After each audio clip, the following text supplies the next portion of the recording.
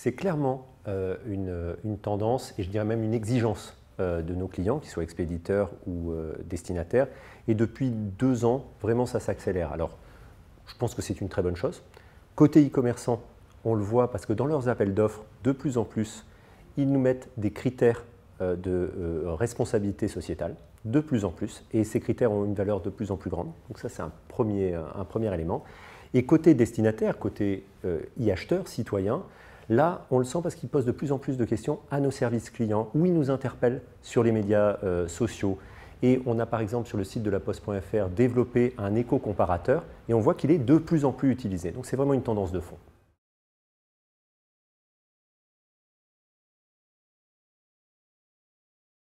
Il faut savoir que la Poste, elle a une histoire de 500 ans. Donc forcément, quand on parle de développement responsable, c'est-à-dire de développement pérenne, de développement durable, c'est des choses qui touchent nos valeurs de postières et de postiers.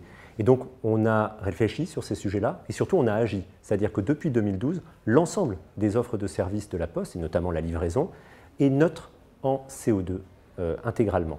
Alors, comment on arrive à cette neutralité carbone? C'est en 4 étapes.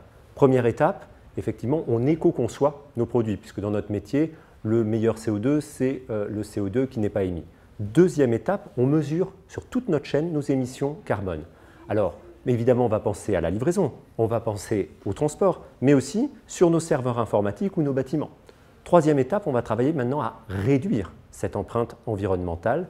Et donc là, on va agir, quelques exemples. Sur le transport, on développe des nouveaux moyens de chargement qui vont permettre de passer de 1300 Colissimo dans un camion à 4000 Colissimo. Quand on aura déployé ce projet, c'est 3 fois moins de camions sur les routes. Deuxième exemple, évidemment, à l'autre bout de la chaîne, sur la livraison, on a la première flotte de véhicules électriques dans le monde, nous, la Poste.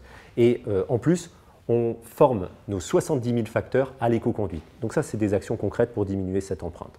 Quatrième étape, et la dernière, évidemment, nous allons compenser intégralement les émissions de CO2 résiduelles de notre activité. On fait ça comment? Avec des organismes externes qui nous certifient et on investit dans des programmes de compensation carbone dans le monde et plus récemment, parce que la législation a changé et c'est super, en France, notamment sur de la reforestation.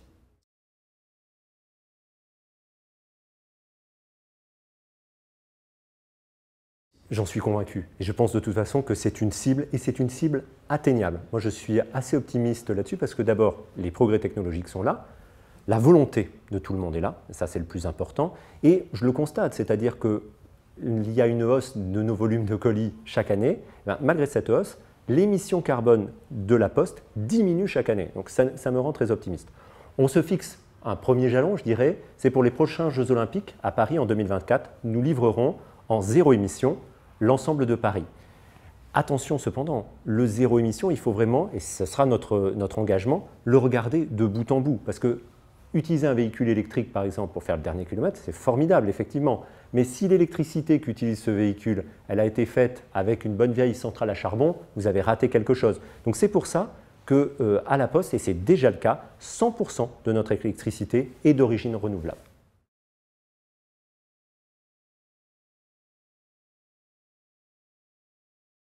Je pense qu'il ne faut pas transiger parce que ce n'est pas l'attente de nos clients, ce n'est pas l'attente des citoyens, ce n'est pas l'attente de nos enfants. Donc je pense qu'il faut être dans une logique du « et » pas du « ou ».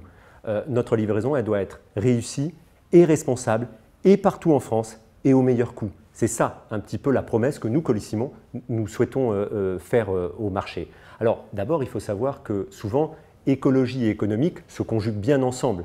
Quand vous limitez le nombre de camions sur les routes, forcément, vous gagnez en CO2 et vous gagnez en euros. De la même façon, on travaille sur la taille des emballages avec nos clients e-commerçants. Ça nous permet désormais de livrer à domicile lors du premier passage du livreur ou du facteur à 92%. 92% des fois, on réussit la livraison. Ça évite évidemment de la recirculation de colis. Donc on voit que c'est vraiment possible.